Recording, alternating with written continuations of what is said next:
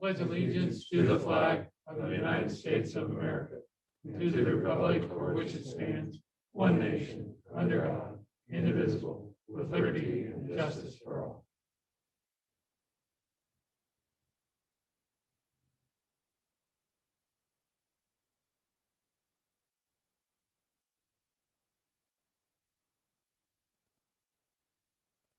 Thank you.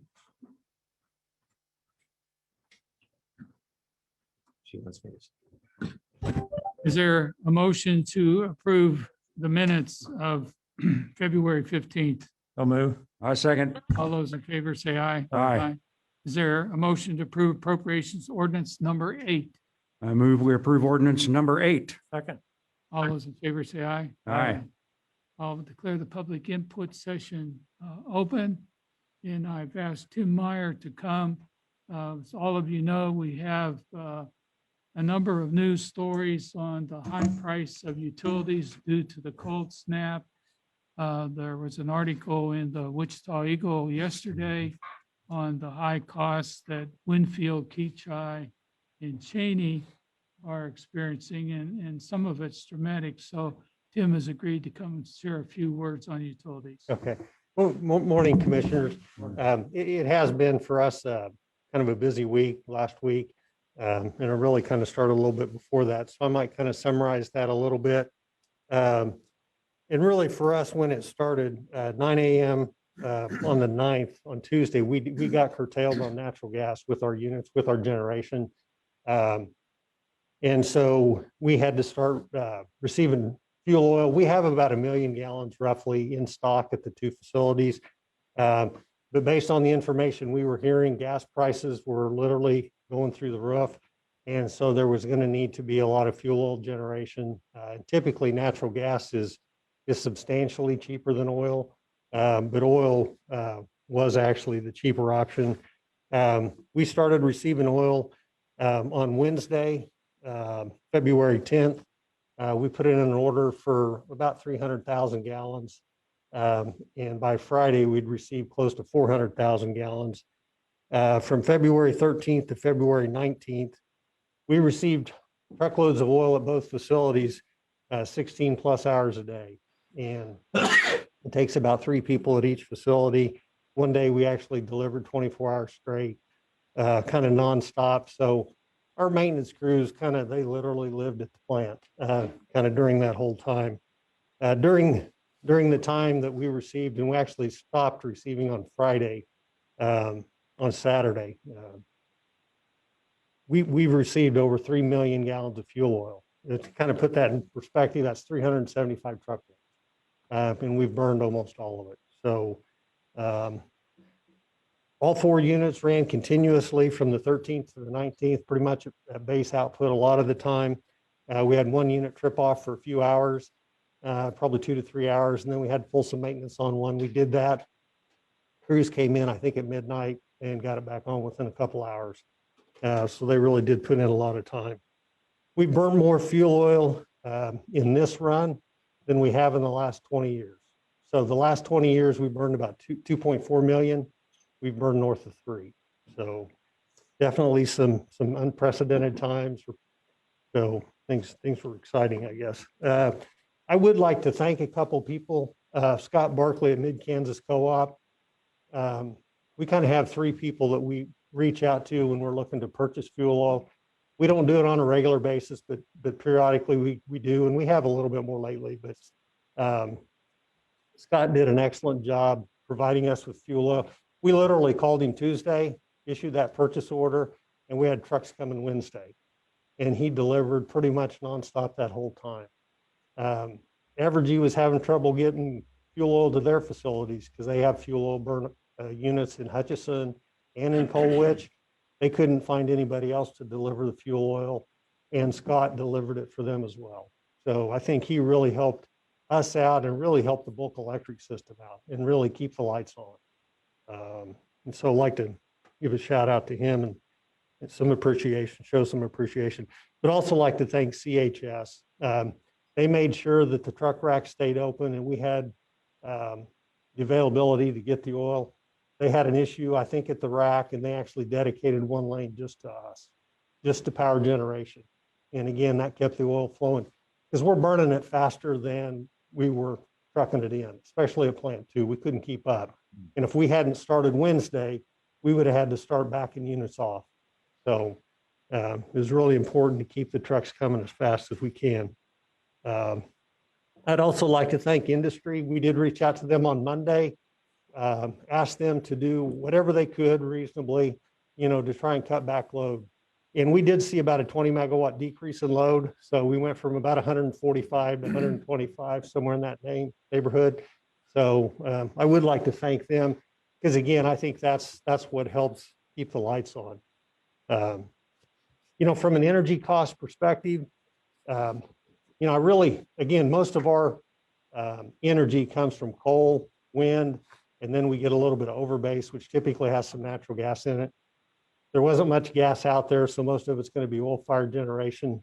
But we don't get the actual numbers for what the cost is going to be typically till the third week of the following month.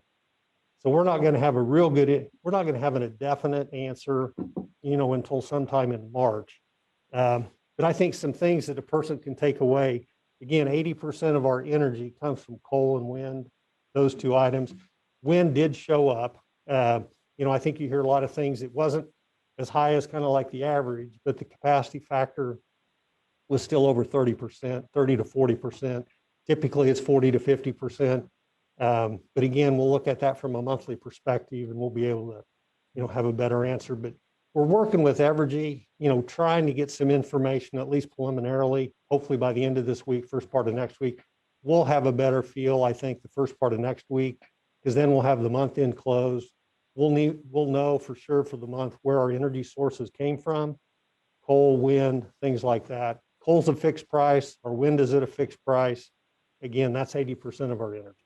So, I'm optimistic, but I don't want to give out a false hope either. But I don't know if you gentlemen have any questions. No, I just want to thank you for responding yesterday to come in at the last minute. Oh, There's a lot being said in the fact that 80% of our energy is non-gas. And a big part of that's going to be fuel oil, which fuel oil isn't expensive as the Right. gas went to. So there's hope for us. Yeah, no, I think so. And there's some real horror stories out there. I've seen the numbers. Yeah. And it's luckily, I think we're in a little bit different position, but I truly feel for those communities and their citizens. Yeah. So, You thanked a lot of people. So I want to thank you and the strategy and the foresight of your staff and the DPU board to not be caught on the spot market and something like this. yeah. Yep. No, we purchased over $6 million worth of fuel in that period of time. Yeah. So and employees did a great job, really did. So, All right. Thank you. Thank you for you coming. bet. Thanks. in. You bet. Do you have any thing online? Is there anything from the bench? No. Okay, I want to pull up one thing on COVID. And we're still in the red. Some people are asking me about, can we start dropping the mask? First of all, from everything that I understand, the governor's executive order is still in place. It is not a local mask ordinance. And our mask ordinance is a choice ordinance. I want to emphasize that again. But the mask ordinance is laid down by the state. The county had a choice to reject the ordinance. They did not. And so that ordinance that's been in effect for the gas ordinance is a state ordinance, and it is still in effect. So we have no say as a city in that. The only say we would have is if we adopted something more strict than the state, and we did not. Ours was more lenient than the state, and so the states take precedence. We're still in the red. And for those that want to drop a mask ordinance, when and if the state ordinance and executive order is withdrawn, I would say that before, we did not move to our mask ordinance until we had at least a week in the red. I would hope that we will not take any strong action until we get at least a week to 10 days in the yellow or the orange. That way we know we're out of it. It's a little bit false reading on the number of active cases, which last time we reported 120. You have to remember when they were high at 1,200 was because they had no way to spend time to work it down. Now we're probably in a normal range. It doesn't mean anything. We only had one good day of 4 cases on the report. The rest of the time, we've been in the mid-20s. And the mid-20s will still keep us in the red all the time. So we will stay where we're at until something changes of some significance, unless the commission feels differently. Okay? One thing I'd like to say is that one of the grocery store here in town made a statement yesterday. I happened to be in there. Maybe they've done it before, but the statement they made was, if you walk in the door without a mask, don't bother to shop. In other words, you put a mask on or stay in your car. And I know people are getting to feel like, oh, if we only have 120 active cases, we don't need to do anything anymore. No, we're still in the same situation. So with that, if there's nothing else, I declare the public input session closed. And I'd like to go to Pfizer update. And we have Mr. Ian McKellar on the line, and he's gracious enough on the weekend to accept my invitation, and you can put him up on, can you put him up on a full thing? And Ian, the floor is yours. Thank you, Mr. Mayor. Appreciate you giving me a chance to talk this morning and share some good news from the Pfizer facilities. You guys can hear me okay, I assume? Yes, Yes. yeah, we can even see you Okay. good. And Yeah, enjoy seeing probably. your family behind you. Yeah, I'm a lucky man for those family members. Anyhow, just a real quick update this morning, and I'm happy to answer any questions, but you may have heard last week when the president visited the Kalamazoo site, our CEO made reference to McPherson facilities getting involved in the vaccine manufacturing. So, we've had to kind of keep things under wrap a little bit to make sure we did things in the right order from a Pfizer perspective. But now that that's public knowledge, I wanted to make sure I shared it with you and the commission there, just to understand exactly what we're going to be doing. We'll begin in April in producing the vaccine. We will be able to make about 9.6 million doses per week until some new equipment arrives in June timeframe. And then we're hoping to be able to get up to about 16.2 million doses per week from that point forward. Our primary, we'll primarily be looking at the U.S. supply and the demand that's coming from within the United States through July. And then our attention will focus more on the rest of the world. So, it's again, quite an honor to be involved in this, not only in the way in which, we're able to jump in when the need arises, but certainly not only also in the U.S., but managing and supporting the rest of the world as we go forward. Maybe just one other point, no major changes in our hiring plans. We have sufficient colleagues at the site to manage the demand through the June timeframe. We will be looking for some contract support between now and then and even after, but we're talking maybe in the 100 to 200 people range. So not, again, necessarily a significant number, but again, that might change based on the further need and if we can increase our supply through some other efficiencies. So again, just wanted to share the good news with you, Mayor Brown, and again, happy to answer any questions you may have for me. Yeah, anyone have any questions on No, the chamber? thank you. No, thank you for No. the report. I thank you for the update. He shared with me about 4 months ago, and I guess I proved I could keep a secret, right? You're Yes. pretty good, but now you said it on here, so we're both in trouble again. Yeah, well, we'll blame any public feedback on your CEO. That's right. That's right. It's Great his news, problem. though. Again, thanks for allowing me to share it. Yeah, thank you for coming on at the last minute, and I appreciate it. Have a great week. You as well. Take care. Bye-bye. All right, thank you. Okay, we're down to item number 3, McPherson EMS, calling John Helmer. Good morning, everybody. Morning, John. Pardon? Okay, is there a Oh. motion to approve the agenda? So move. Second. All those in favor say aye. Aye. Good morning again. Okay, we can start the meeting now. Yeah, okay.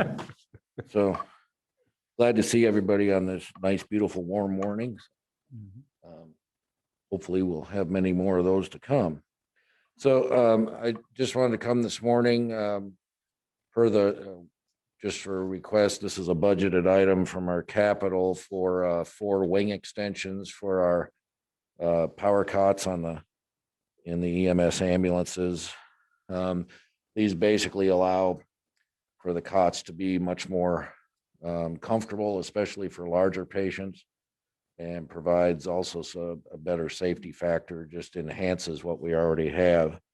And so the bid that we have from Stryker is for the 4 cot extensions and the retrofit kits is a grand total of $10,792.44. Okay. This is a budgeted item. And Janetta, do you have any input? No, just appreciate John coming in, keeping us abreast of what's going on. And yeah, this is budgeted and we're good. Okay. Thank you. Would you like to make the motion? I move that we approve payment to Stryker Medical for McPherson EMS for 4 wing extensions, EPS retrofit kit for power cots and installation for an amount not to exceed $10,792.44. I'll second that. All those in favor say aye. Aye. Thank you for coming in, John. Thank you Thanks, very John. much. Okay. Municipal court item, is Tammy going to come in or? Okay. We have reviewed the assistant municipal court clerk probation officer job description. We made some minor changes to it. We've held staff interviews, and we would like to bring forward Caitlin Rosas. If you have trouble with that spelling and pronunciation, it's just like a dozen roses, but a little bit more soft A, Rosas. And that will help you to remember that, I hope. And her start date would be March 8th, subject to successful passing the background check and drug screen. So with that, I'd like to move to adopt the modified job description for the Assistant Municipal Court Clerk Probation Officer. I said, Okay, it's been seconded. All those in favor say aye. aye. Now, the other motion is I'd like to make conditional job offer for Caitlin Rosas as Assistant Municipal Court Clerk Probation Officer effective March 8th, subject to passing a background check and drug screen. I'll second that. All those in favor say aye. Aye. Do you want to say anything? Okay.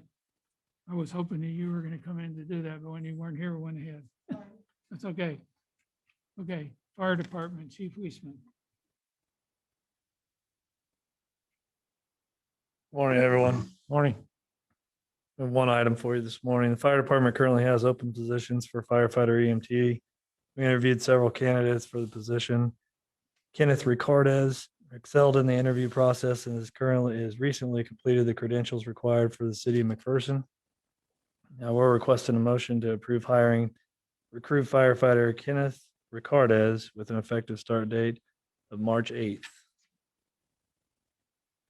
I'll move to approve, make conditional job offer to Kenneth Cardes Lira for the position of firefighter EMT pending successful pre-employment requirements effective March 8th, 2021. I second that motion. All those in favor say aye. Aye. Got one name right, probably got another name wrong. Thank you. Okay, Police Department. Interim Chief Golden. That's right. Morning, Mayor, Commissioners. Ooh, Oh, it's Monday. The two items we talked about last week, the one I'm bringing is like a motion to approve the purchase of one WatchGuard 4RE camera system for the police department from WatchGuard for an amount not to exceed $5,110. This will be going into a detective's vehicle. I'll move to approve the purchase of one WatchGuard 4RE camera system for the police department from WatchGuard for amount not to exceed $5,110. I'll second that. All those in favor say aye. Aye. And the second item I have is a motion to approve the purchase of a one-year subscription to Guardian Tracking Employee Performance Management System. It's a one-time implementation fee of $880 and costs $2,537 a year for a total amount not to exceed $3,417 for year one. I'll move to approve the purchase of one-year subscription to Guardian Tracking Employee Performance Management System for $2,337 and a one-year implement fee of $880 for a total of $3,417. I second that motion. All those in favor say aye. Aye. I didn't call on Janetta. Janetta, are you okay, or do I have to rescind the vote? No, we're all okay. Thank you. Okay, Thank you, Mayor. We'll go sit in the corner. okay. And now I have one question for you today. Do you wear a body cam when bowling? No, no, I do not.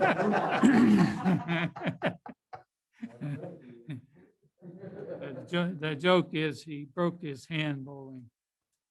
For those of you online. Okay, Public Lands and Facilities, Wayne Burns. Morning, Morning, Wayne. Wayne. Couple items. Today is Linnea Park improvement for Perigo.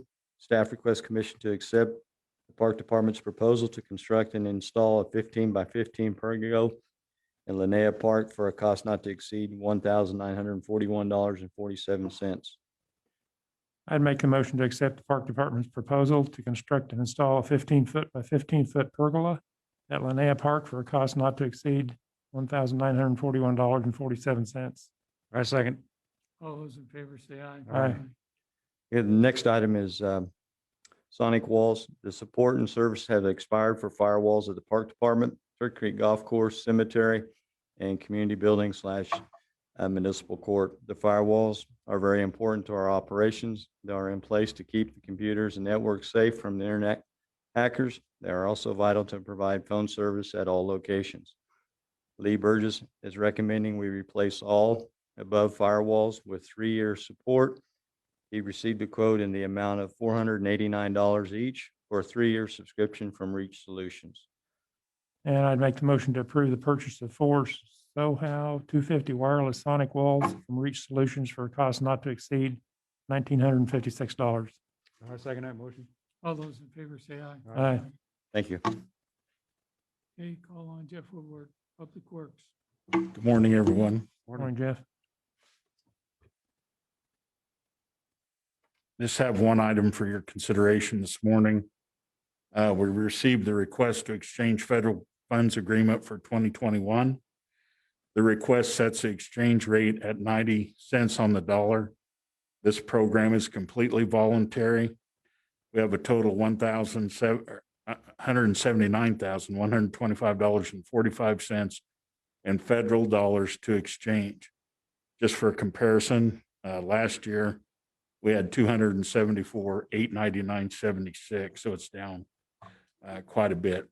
This exchange will yield a total of $161,212.90 to be used for one of our street projects. If exchanged, our plan is to use these funds on the first project to be completed this year, which may possibly be the 2021 overlays.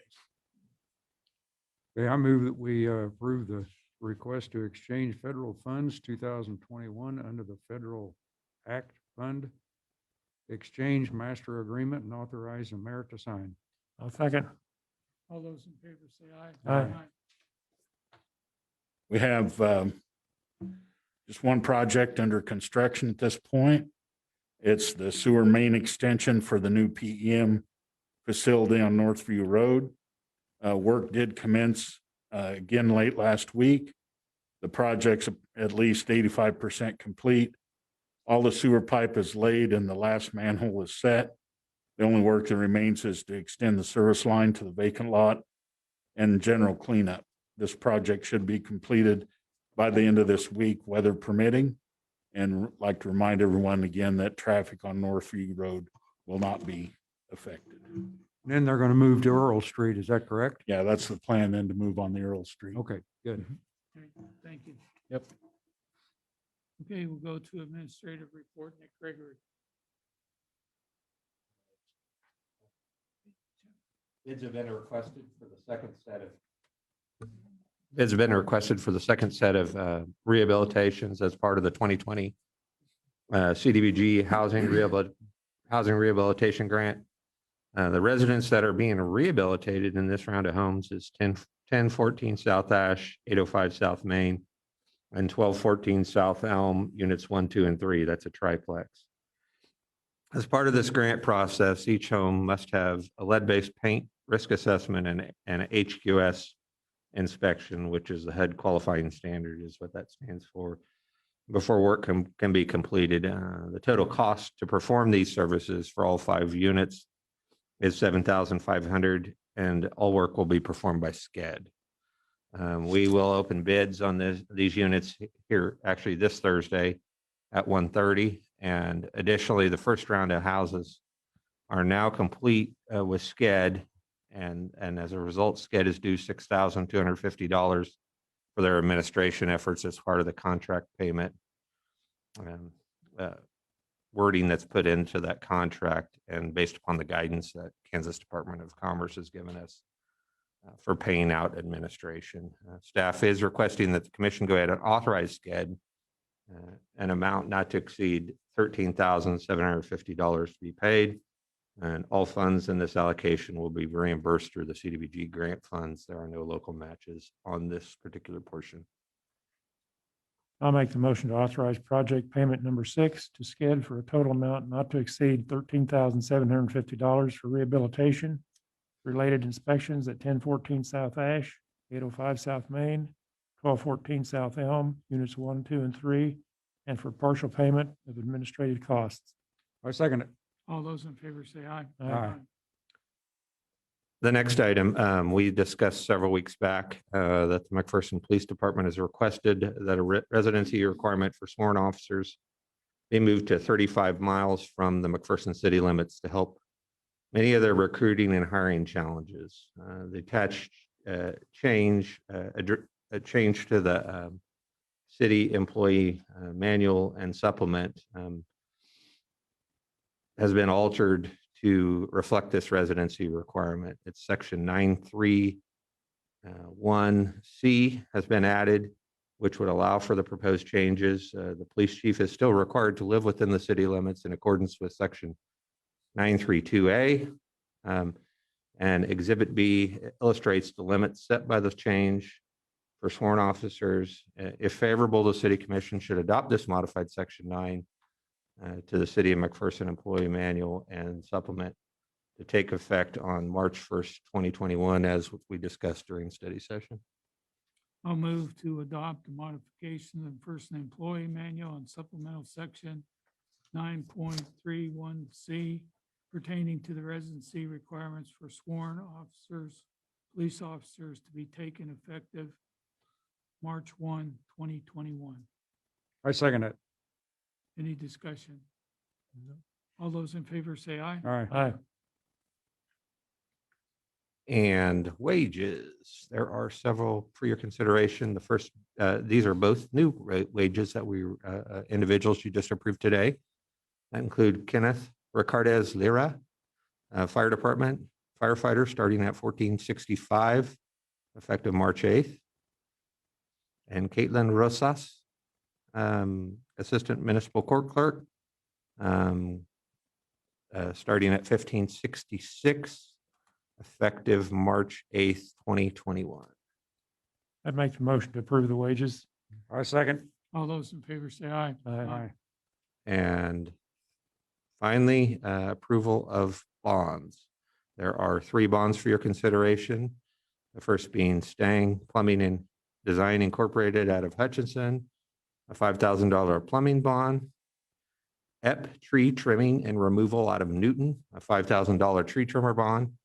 And Accurate Electric Incorporated out of Salina, $5,000 electrical bond.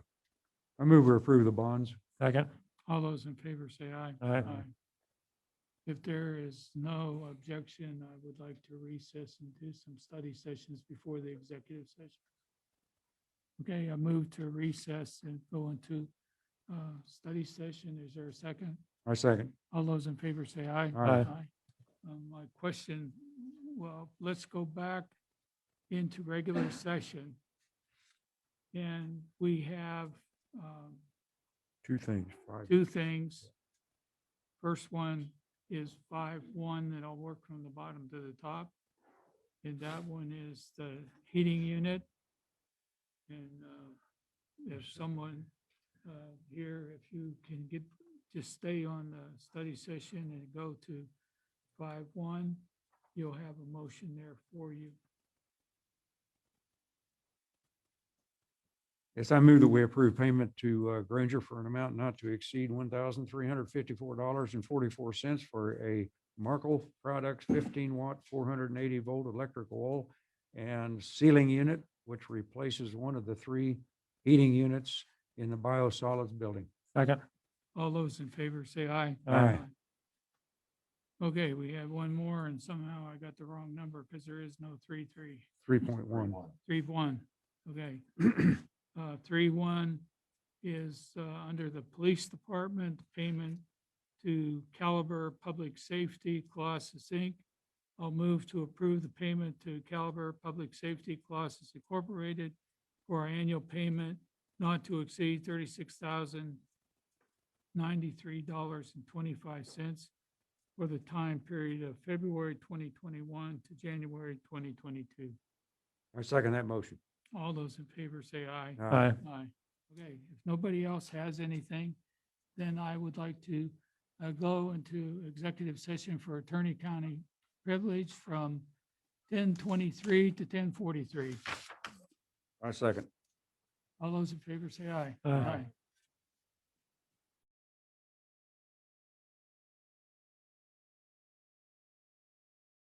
Commission meeting. I'll second that. All those in favor say aye. Aye.